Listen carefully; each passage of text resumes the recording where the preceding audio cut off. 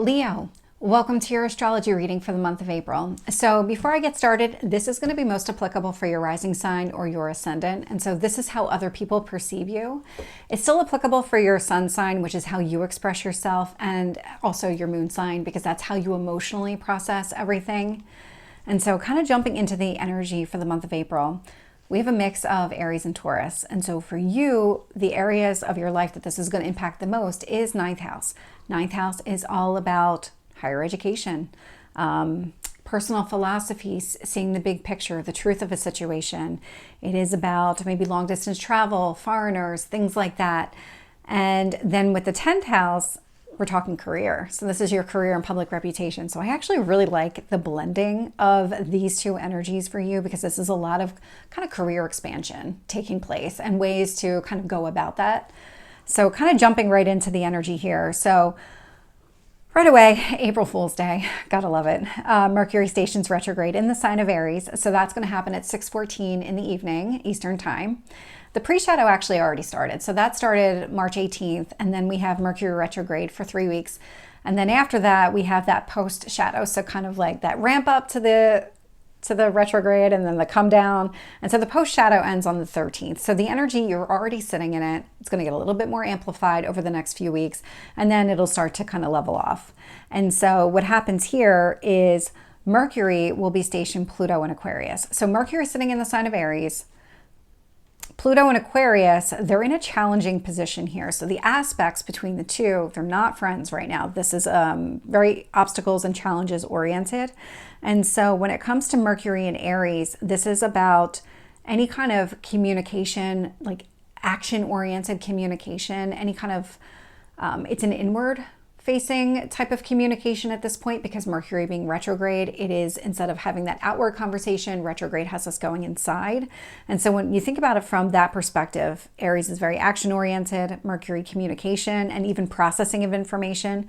Pluto in Aquarius is all about breaking down barriers and restrictions and limitations. And so for you, we have Aries occupying that house of growth. So this is that ninth house, long distance travel, personal philosophy, higher education, foreigners, all of those things are sitting in your ninth house. And then for you, Aquarius occupies your seventh house. And so this is your one-to-one relationships. Could be contract negotiations as well. We don't really highlight that too much. It usually is the house of marriage, typically your first marriage partner, but subsequent spouses also kind of fall into that category a little bit. They'll have some of those characteristics. And so for you, when it comes to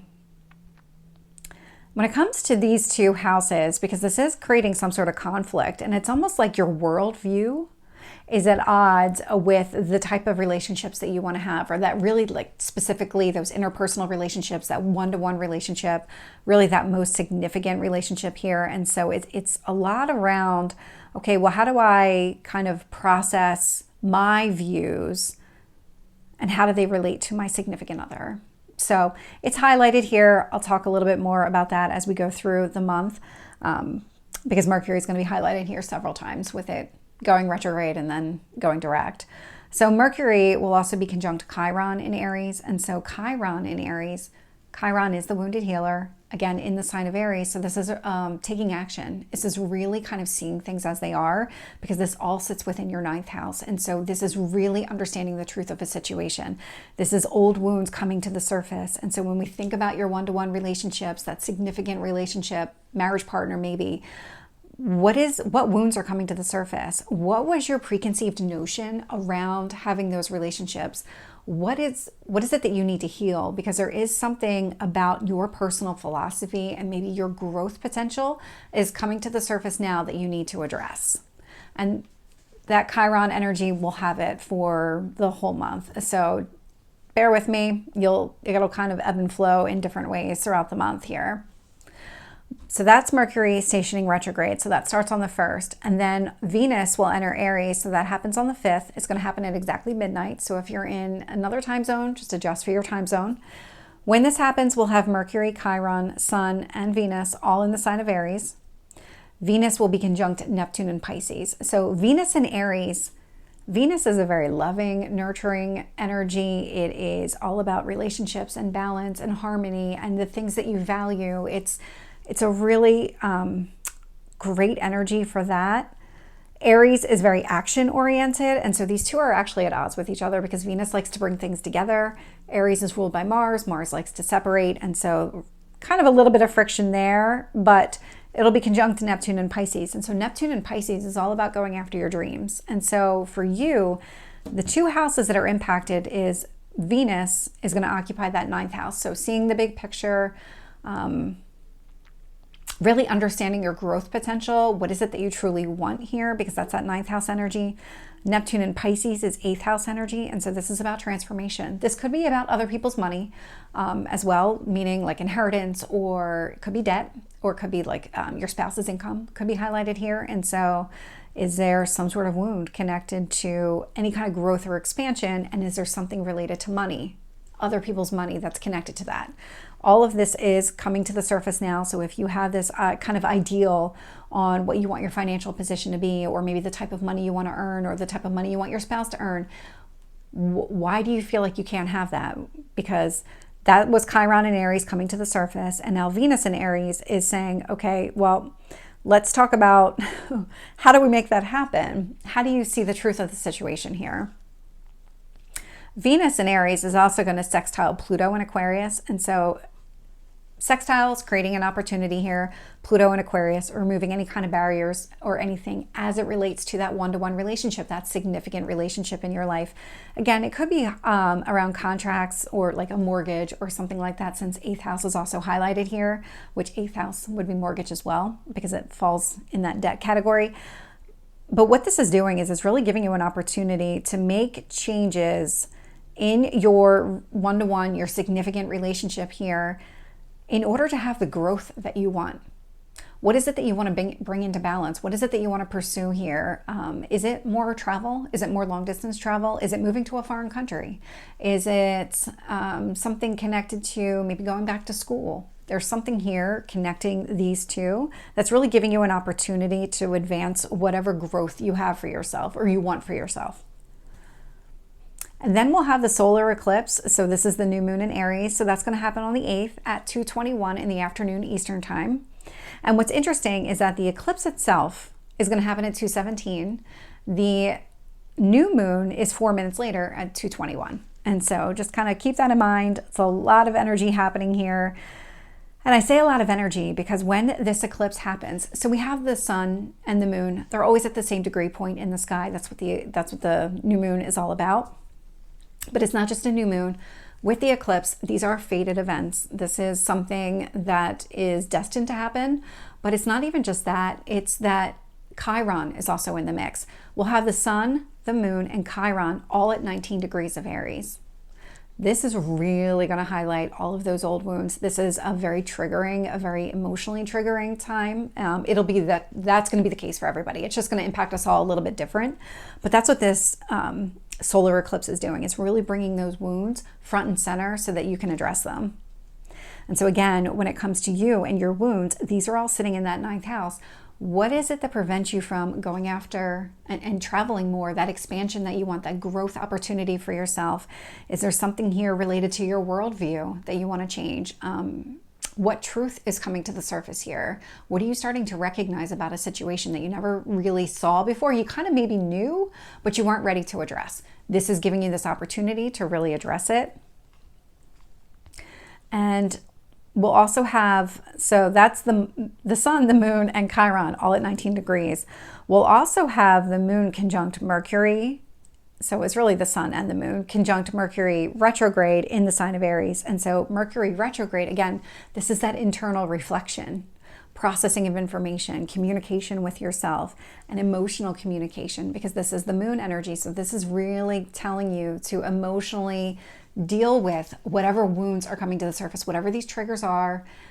This is the time to deal with them emotionally. And then we'll also have Mercury square Pluto in Aquarius. And so again, when we think about processing everything here, square is a difficult aspect. So this is creating obstacles and challenges. Pluto in Aquarius is about breaking down barriers. And so as these wounds are coming to the surface that are kind of stunting your growth in a way, You're being given an opportunity, because this does require action if you want to overcome it, to make some changes within your one-to-one, your significant relationship here, in order to have the growth that you want. Is it about having some sort of conversation with your significant partner about traveling more, going back to school, or anything else that you want to focus on your growth, anything that might be holding you back, anything there within that relationship that needs to change? Because that's what this is about. Pluto in Aquarius wants to break down those barriers that prevent you from moving forward, that prevent you from healing these wounds that are coming to the surface. And then on the 19th, we'll have the Sun enter Taurus. So that's going to happen at 10 o'clock in the morning Eastern time. And so we'll have the Sun, Jupiter, and Uranus all in the sign of Taurus. The Sun in Taurus will be conjunct Chiron in Aries. So the Sun in Taurus, Sun, how you express yourself, in the sign of Taurus. So Taurus is ruled by Venus. This is all about harmony, bringing things together. It's balance. It's the things that you value, all of those things. And so conjunct Chiron in Aries, what this is doing is it's really, your wounds are coming to the surface, and now you're being given an opportunity to say, okay, well, how do I bring that into balance? How do I get what I need out of that? How do I heal that? What is it that I truly want out of that? Because this Taurus energy wants to understand, what is it that you value? Because that's really what you need to focus on in order to be able to heal this wound and move through this type of energy. And so for you, what's happening here is the Sun is in the sign of Taurus. Chiron is in Aries. And so we've got your career as it relates to your growth. This is the energy that is really being highlighted for you. So when you think about what kind of growth do you want for yourself, there is a conjunction to your career. So how do you expand your career? Is it that you need to take a position that travels more? Do you need to deal with more foreign people? Has that been a hindrance for you in the past? Maybe like some sort of language barrier or something like that. Is there some advanced degree that you need in order to have the career that you want here? And so that's where it's really, okay, what do I value when it comes to my career? Thinking about, okay, well, what has prevented me from growing into that career? And then if you think about it too, what changes need to happen in my personal relationship in order for me to go after what I want so that I can have the career that I want? So that's how all of this is tying together so far. And I'm just looking here. Yeah, that's exactly what's happening next. So we'll have the Sun square Pluto in Aquarius. So this is going to, how does this impact your one-to-one relationship? That significant relationship here.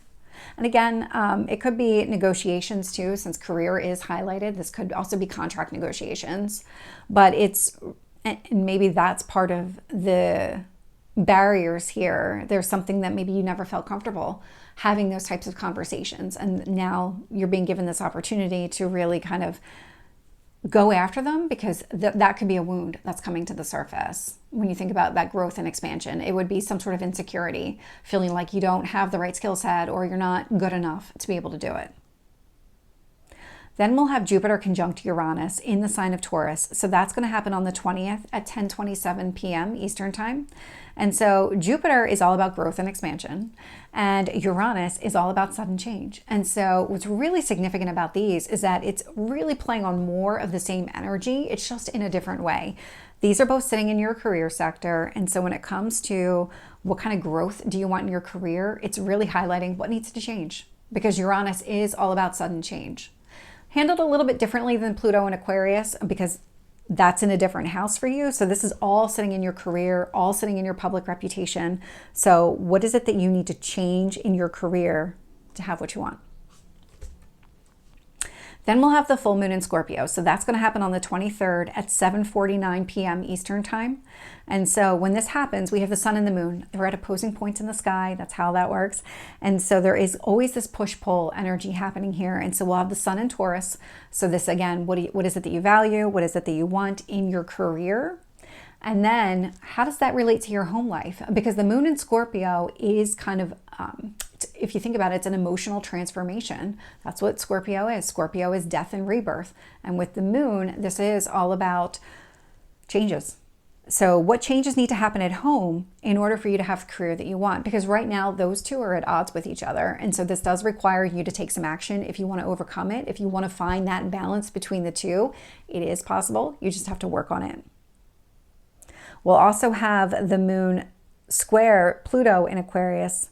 And so again, this is all about what kind of changes need to take place. And again, this is really highlighting, because there's other energies happening here too, but this is really that 4th house, 10th house energy where you're looking at your home life, you're looking at your career. What changes do you need to make at home in order to have that career that you want? What kind of barriers need to come down here? And then on the 25th, we'll have Mercury station direct in the sign of Aries. And so up until now, over the last 3 weeks, the processing of information and the reflection was all internal, all that self-communication. So now this is all going to start coming out again, because this would be that outward expression. That's what Mercury wants to do. And so this is going to happen on the 25th, and we'll be in the post shadow until May 13th. And so when this happens, when Mercury stations direct, it's actually going to be conjunct Venus in Aries. And so Venus in the sign of Aries, again, thinking about what is it that you want here? What kind of actions do you want to take in order to have what you want? Mercury is now giving you this opportunity to have that conversation. What is it that you want to change? What is it that you want? Everything up until now has been internal. Now you can start, now you're going to feel like you want to start speaking about this kind of stuff and all of these changes that you want to make. And then on the 29th, we'll have Venus enter the sign of Taurus. So that's going to happen at 7:32 in the morning Eastern time. And so when that happens, we'll have the Venus, Sun, Uranus, and Jupiter planets all in the sign of Taurus, with Venus being the ruler of Taurus. And so Venus will be conjunct the Sun. They're both going to be in the sign of Taurus. So again, thinking about your career. What is it that you want? Because that's, I mean, that energy is going to be so strong. When Venus enters Taurus, it is about, okay, how do you express yourself? How do you express yourself in your career? What do you want in your career? Mercury is now direct, so this would be having those types of conversations as well. You're going to feel more comfortable with that because Mercury would have stationed direct a couple of days before this. And so really thinking through that piece of it. Venus will also be conjunct Chiron in Aries. And so again, thinking about the wounds that maybe have prevented you from growing. And how does that relate to what you're understanding about your career and the trajectory that you can have? And how do you address those wounds so that you can go after that career? Because it's really about focusing on what you value. And again, that's going to help you kind of move through this Chiron energy, really emotionally process everything and deal with everything coming to the surface. And then, of course, your significant relationship is going to play into this. And so Venus and the Sun will both square Pluto in Aquarius. And so when it comes to just advancing yourself, advancing your career, healing these wounds, what obstacles exist within your significant relationship, that one-to-one relationship, that need to change, that need to come down so that you can go after what you want? Or maybe, again, maybe it's about some sort of contract negotiation here, because that could be highlighted. Then we'll have Mars enter Aries. So that's going to happen on the 30th at 11:33 in the morning Eastern time. And so Chiron, Mercury, and Mars will all be in the sign of Aries, with Mars being the ruler of Aries. So thinking of that is really amplified energy there. Mars is at home. And so Mars will be conjunct Neptune in Pisces. And so Mars in Aries does require you to take action. You will not be complacent. There's no sitting still with that Mars in Aries energy. Conjunct Neptune and Pisces. So now this is the actions related to your goals, related to your dreams. And so for you, Pisces occupies your 8th house. 8th house is transformation. So you think about your growth with that Aries energy and the transformation you want to make. This would be, what actions do you want to take? This would be you initiating the transformation, this internal transformation in order to have what you want, to go after what you want. We'll also have Mars sextile the moon in Aquarius. And so when you think about your significant relationship again, when it comes to your growth, this is giving you an opportunity to make some changes, emotionally process what needs to change within that one-to-one, that significant relationship that you have in order to expand and grow the way that you want to. And it's the same thing with that Pluto in Aquarius, because it's going to be sextile both the moon and Pluto in Aquarius. And so really feeling your feelings and acting on everything that you want to do, acting on that change, that transformation. And then we'll also have Mars sextile Jupiter in the sign of Taurus. And so Jupiter in Taurus is all about expanding what you value. And so for you, expanding what you value falls in your career sector. And so again, thinking about your growth, what action do you want to take as it relates to growing your career? You're being given an opportunity here to really take action on everything that you've been learning, everything that's been coming to the surface, especially around that eclipse on the 8th. And so this is really kind of bringing everything full circle for you to really action what it is that you want in your career and what kind of changes you need to make internally. So Leo, this is your reading for the month of April. I hope it resonates. If it did, please like, share, and subscribe, and I will see you next time. Take care.